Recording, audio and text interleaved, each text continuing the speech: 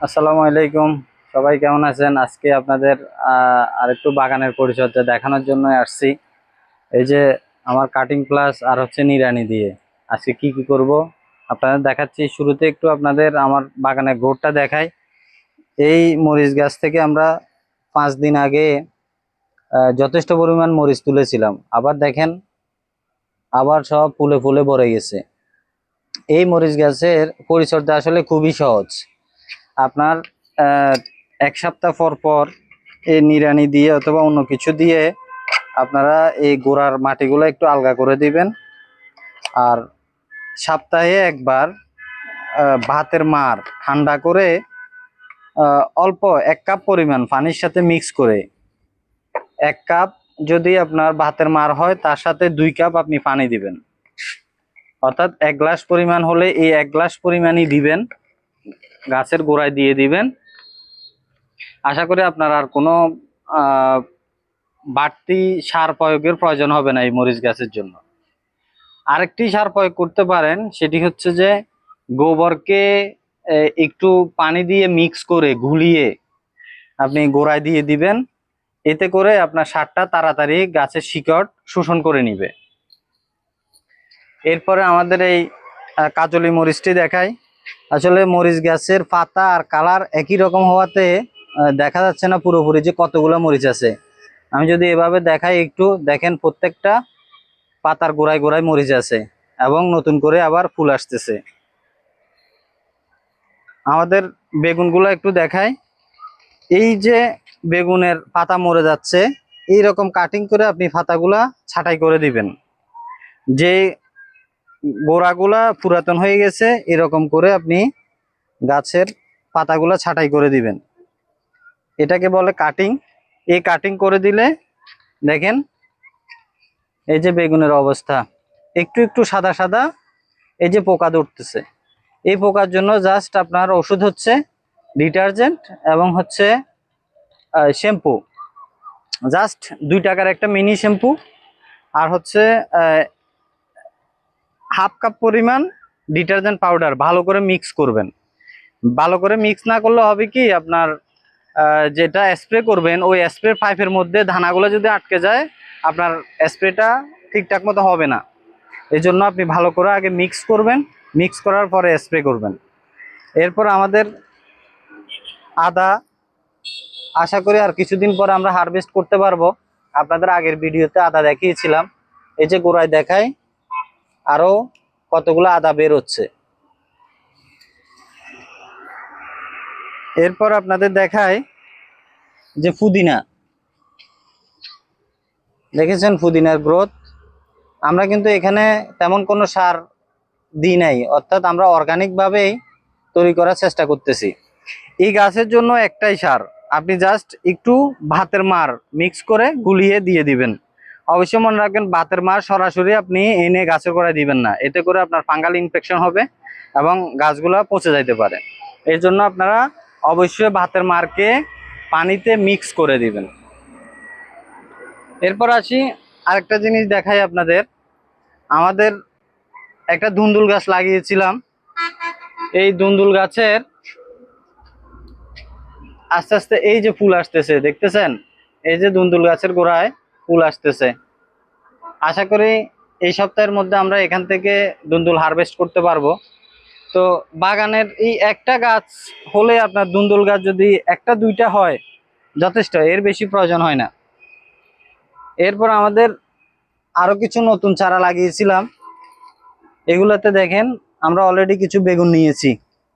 এই যে পাতা কোঁকড়ানো হচ্ছে, এটার আর আপনি কোনো দোকানের ওষুধ ব্যবহার করা লাগবে না, জাস্ট ডিটারজেন্ট আর শ্যাম্পু। এই আমি মনে করি ছাদ বাগানের জন্য সবথেকে মহা ওষুধ হচ্ছে ডিটারজেন্ট এবং শ্যাম্পু।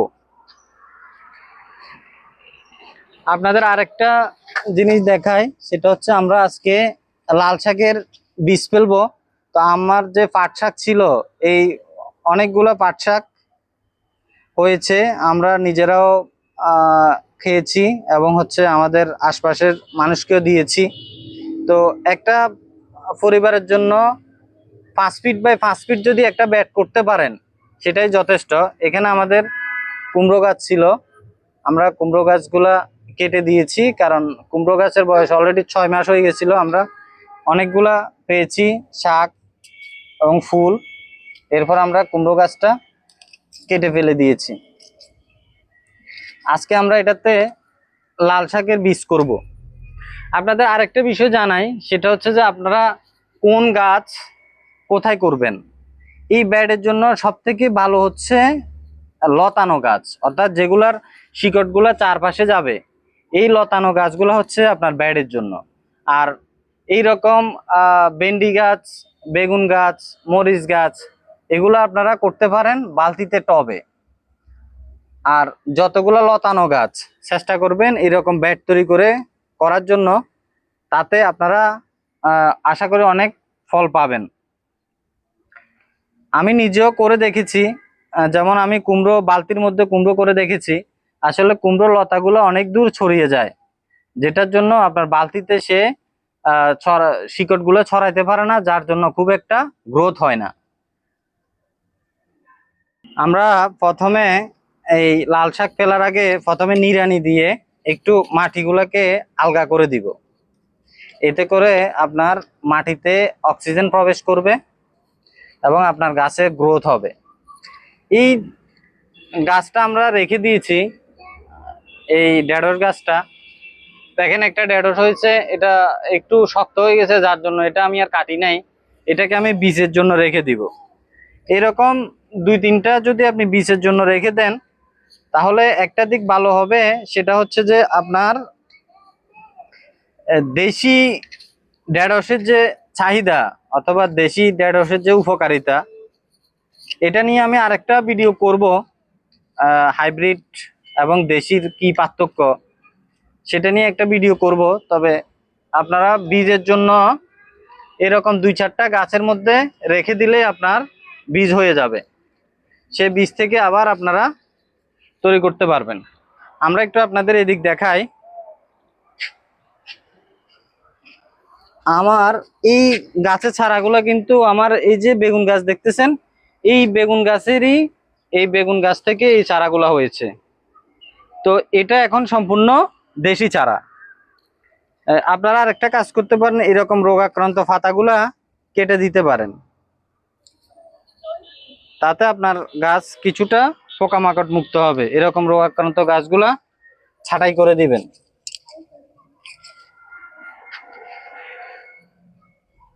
আর শাক ফেলার জন্য আসলে খুব বেশি কিছুর প্রয়োজন নেই। গ্রামে যেরকম চাষ করা হয় ওইরকম চাষ করা লাগতেছে না। আর ব্যাডের মাটির সম্পর্কে একটু বলি। ব্যাডের মাটি আপনারা শুধুমাত্র যদি মাটি দিয়ে করেন, সেই ক্ষেত্রে আপনার এই কয়দিন পর পর এই মাটিগুলো অনেক শক্ত হয়ে যাবে, তখন কিন্তু আপনার গাছের নিচে আর অক্সিজেন প্রবেশ করবে না। আমরা এই ব্যাডের মাটিতে 2 ভাগ মাটি আর 1 ভাগ বালি, এই দেখেন এই মাটি আর সাথে হচ্ছে বালি। এতে হয় কি, আপনার মাটিটা সবসময় জুড়ে থাকবে এবং আপনার এখানে ভিতরে পানি প্রবেশ করবে শিকড় পর্যন্ত, তারপর আপনার অক্সিজেন প্রবেশ করবে। গাছের জন্য মূলত হচ্ছে যে গাছের নিচে যদি অক্সিজেন প্রবেশ করতে না পারে, তাহলে কিন্তু আপনার এই গাছের গ্রোথ হয় না। অনেকে বলেন ছাদ বাগানে করি, কিন্তু কিছুই হয় না। আসলে কারণ হচ্ছে আপনাকে এই ছোট ছোট টিপস গুলা জানতে হবে। আপনি যদি পুরোপুরি শুধু মাটির উপর করেন, সেই ক্ষেত্রে কিন্তু আপনার গাছের গ্রোথ হবে না। আর শুধুমাত্র বালি দিয়ে করলেও বালিতে কোনো পটাশিয়াম, ক্যালসিয়াম এগুলো থাকে না, যার জন্য শুধু মাটি দিয়ে, শুধু বালি দিয়েও করা যাবে না। আপনাকে 2 ভাগ মাটি, তার সাথে 1 ভাগ বালি, আর 1 ভাগ যদি আপনি গোবর সার দেন অথবা অন্যান্য সার, জৈব সার মিক্স করে দেন, সেক্ষেত্রে আপনার যথাযথভাবে মাটিগুলো তৈরি হবে। আর ছাদ বাগানের জন্য আপনি বারবার কিন্তু সার প্রয়োগ করতে পারবেন না। এটা হচ্ছে একটা ছাদ বাগানের অসুবিধাই বলা যায়। আপনারা টবে যখন কোনো একটা গাছ লাগাবেন, সেই ক্ষেত্রে আপনারা টবে আগে সার, জৈব সার মিক্স করে ফেলবেন। আরেকটা সহজ টিপস বলি, সেটা হচ্ছে বাজার থেকে যে কিনা সারগুলা, এগুলা যদি আপনি গাছের গোড়ায় দিতে চান, সেই ক্ষেত্রে আপনি সারগুলাকে কোনো কিছুর মধ্যে, কোনো পাত্রের মধ্যে 1-2 দিন ভিজিয়ে রাখবেন। এই ভিজিয়ে রাখলে সারের যে গ্যাসগুলো আছে এই গ্যাসগুলা বের হয়ে যাবে, এবং গ্যাসগুলা যখন চলে যাবে তখন আপনি এই সারগুলাকে সরাসরি গাছের গোড়ায় দিয়ে দিবেন, কোনো অসুবিধা হবে না। আমরা দেখি যে অনেক সময় সার প্রয়োগের কারণে গাছ মরে যায়, গাছ জ্বলে যায়। তো এটার কারণ হচ্ছে যে এই সারের মধ্যে যে গ্যাসটা আছে এই গ্যাসের কারণে কিন্তু আপনার গাছগুলা জ্বলে যায়। তো আপনি যদি এখন আপনার টবের গাছ তো ছোট, আপনি এখানে সার শিকড়ের বাইরে দিবেন কিভাবে? তার জন্য আপনি এই সারগুলাকে আগে যদি গুলিয়ে নেন, মানে পানির সাথে ভালো করে মিক্স করে 1-2 দিন রেখে দিবেন, দেখবেন আপনার সার থেকে গ্যাসগুলো বের হয়ে গেছে। এরপর আপনি অল্প অল্প করে পানিগুলো দিয়ে দিবেন, একসাথে বেশি না, আবার বেশি দিতে গেলে কিন্তু গাছ মরে যাবে। যে জন্য বলা হয় কোনো কিছুই অতিরিক্ত ভালো না। আপনি সারও যদি অতিরিক্ত দেন সেটাও আপনার গাছের জন্য কখনোই ভালো হবে না। তো আমরা নিড়ানি দিয়ে মাটিগুলো একটু উলট পালট করে দিয়েছি, যাতে উপরের মাটি নিচের মাটি একটু হয়ে যায়। এরপর আমরা জাস্ট একটা 20 টাকা অথবা 30 টাকা, এই যে এই সারের প্যাকেট, আপনার এখানে লাল শাক দেখছেন, প্যাকেটের লাল শাক কোথাও 20 টাকা কোথাও 30 টাকা। এই 30 টাকার লাল শাক দিয়ে আপনার একটা পরিবারের চাহিদা মিটে যাবে। এখন আপনি তো বাজার থেকে 20 টাকা 30 টাকার আনলে আপনি একদিন খাইতে পারবেন, ঠিক আছে, কিন্তু আপনি যদি এভাবে বেডে ফেলেন তাহলে হচ্ছে যে আপনার পুরা মাসই এটা থেকে আপনার ঘরের চাহিদা পূরণ হয়ে যাবে। আমরা আমাদের যা জায়গা আছে আমরা অবসর সময়ে যদি একটু একটু করে করি, তাহলে পরিবারের চাহিদা যদি মিটে, তাহলে আসলে বাজারের উপর আমাদের নির্ভরতাটা কমে যাবে। এরপর হচ্ছে যে বাজারের দামগুলো নিয়ন্ত্রণ থাকবে। আমরা যে সবসময় দেখি বাজারের দাম বেড়ে যায়, এই দাম বেড়ে যাওয়াটা নিয়ন্ত্রণ হবে। তো এগুলো আসলে আমাদের হাতেই। আমরা আসলে খাদ্য উৎপাদনের উপরে আর কোনো কিছু হয় না।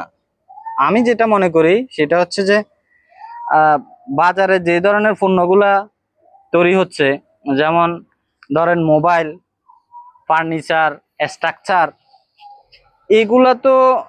এগুলা ছাড়াও কিন্তু মানুষের জীবন চলে, কিন্তু খাদ্য ছাড়া মানুষের জীবন চলে না। আর রিসেন্টলি একটা প্রতিবেদন দেখলাম যে জাতিসংঘের একটা প্রতিবেদন দেখলাম যে বাংলাদেশে অলমোস্ট 2 কোটি মানুষ খাদ্যের অভাবে ভুগবে খুবই সম্প্রতি। তো আমরা যদি আমাদের নিজেদের খাদ্যটা নিজেরা মোটামুটি তৈরি করতে পারি, তাহলে কিন্তু আমাদের এই খাদ্যের সংকটটা থাকবে না।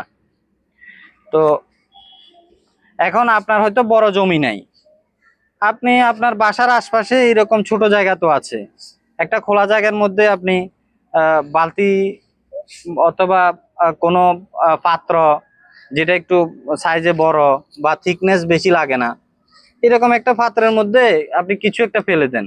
একটা গাছ রোপণ করতে তো আর আপনার তেমন কিছু লাগে না। বাজার থেকে আপনি অল্প কিছু টাকার বীজ নিয়ে আসবেন আর সেটা ফেলবেন, একটু একটু পানি দিবেন, একটু যত্ন নিবেন, এই খুব বেশি কস্টিং না। তো আপনি সবগুলোই অল্প অল্প করে করেন, এমন না যে আপনার বাজারে বিক্রি করতে হবে, তা তো না, বাজারে বিক্রি করার দরকার নাই। আপনার পরিবারের চাহিদাটা আপনি মিটাইলেই হলো। যদি পারেন এরপর আপনার আশপাশের মানুষকে দিবেন, সেটা আপনার বিষয়, কিন্তু অন্তত চেষ্টা করেন যে নিজেরটা নিজে করে খাওয়ার জন্য। আপনি আপনার ঘরের আশপাশে 2টা পেঁপে গাছ লাগান, 2-4টা কলা গাছ লাগান, 4-5টা বেগুন গাছ, একটা লাউ গাছ, একটা কুমড়ো গাছ, তাহলে আপনার কুমড়ো শাকের যে চাহিদা সেটাও পূরণ হয়ে যাবে। কুমড়ো ধরলে আপনার কুমড়োর চাহিদা পূরণ হয়ে যাবে। পাশাপাশি আপনি যদি পারেন আপনার আত্মীয় স্বজনকে হেল্প করবেন, সেটাও করতে পারেন। অর্থাৎ আপনার টার্গেট যদি হয় যে আমার বাজারের চাহিদাটা আমি এই বাগান থেকে করব, আপনার বাড়িতে একটা ছোট্ট বাগান আছে, আপনি সেটা ফেলে না রেখে, আরেকটা বিষয় বলি, সেটা হচ্ছে যে আমরা বেশিরভাগ সময় দেখি সেটা হচ্ছে অপরিকল্পিত গাছ। আপনার বাড়িতে অনেক জায়গা আছে, কিন্তু আপনি পরিকল্পিতভাবে গাছ লাগান নাই। তাতে আপনার হবে কি, ওই যে আপনার প্রপার ইউজটা হবে না, আপনার জায়গার আপনার প্রপার ইউজ হচ্ছে না। তো সেটার জন্য আপনি পরিকল্পিত গাছ লাগাইতে হবে। আপনার ছায়াযুক্ত স্থানে যে গুলা হয়, যে গাছগুলা হয়, সেই ছায়াযুক্ত স্থানের গাছগুলা আপনি ছায়ায় লাগাইলেন। যেগুলা রোদ লাগে সেগুলো একটু রোদ দিলেন। আর কিছু গাছ আছে কিছু ছায়া কিছু রোদ, দুইটারই সংমিশ্রণ লাগে। তো আপনারা সেই অনুযায়ী গাছ লাগাবেন। আমি আপনাদের একটা ভিডিও তৈরি করব, সেটা হচ্ছে কোন কোন গাছ আসলে ছায়ার মধ্যে লাগানো যায়, আর কোন কোন গাছ পুরোপুরি রোদ লাগে। আর কিছু কিছু গাছ আছে একটু রোদ হলেও চলে, একটু ছায়া একটু রোদ হলেই চলবে। তো ধন্যবাদ, অনেক কথাই বললাম। আপনাদের পরবর্তী ভিডিও দেখার জন্য আমন্ত্রণ। আর আমার চ্যানেলটি সাবস্ক্রাইব করবেন, শেয়ার করবেন, বন্ধুদের সাথে শেয়ার করবেন, এবং আপনাদের মতামত জানাবেন, এবং আপনাদের কোন কোন গাছের ভিডিও প্রয়োজন অথবা কোন কোন গাছের পরিচর্যা প্রয়োজন আপনারা জানাবেন। আমি সেই অনুযায়ী অবশ্যই চেষ্টা করব। আর আমরা আগামী পর্ব বানাবো হাইব্রিড এবং দেশি খাবার, এবং কিভাবে আপনি হাইব্রিড থেকে বেরিয়ে আসতে পারবেন। ধন্যবাদ, ভালো থাকবেন, আমার চ্যানেলটি সবার কাছে পৌঁছায় দিবেন। আসসালাম।